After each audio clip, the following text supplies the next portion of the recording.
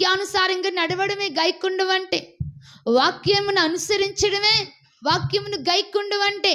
ఇక్కడ రాయబడిన మాట ధర్మశాస్త్రమును అనుసరించి, అంటే వాక్యమును అనుసరించి నిర్దోషముగా నడుచుకునేవారు, దోషము లేకుండా, పాపము లేకుండా, అపరాధము లేకుండా, లోపము లేకుండా, తప్పిదము లేకుండా తమ జీవితాలను ఎవరైతే సరి చేసుకుంటూ వాక్యానుసారముగా జీవిస్తూ వాక్యపు అనుభవాల్లో నడుస్తారో వారు ధన్యులని వాక్యం చెప్తుంది. హల్లెలూయా, హల్లెలూయా. ఆయన శాసనములను గైకొనుచు పూర్ణ హృదయంతో వెతకాలంటండి. ఆయన్ని ఎలా వెతకాలి? దేవుని దగ్గరకు వచ్చినప్పుడు దేవుని ఎలా వెతకాలంట?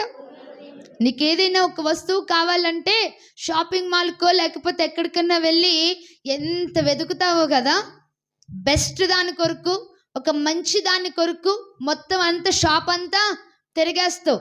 అది కనుక నీకు నచ్చకపోతే ఏం చేస్తావు తెలుసా? వచ్చేస్తావు, కానీ ఏదో ఒకటి మాత్రం తీసుకుని రావు.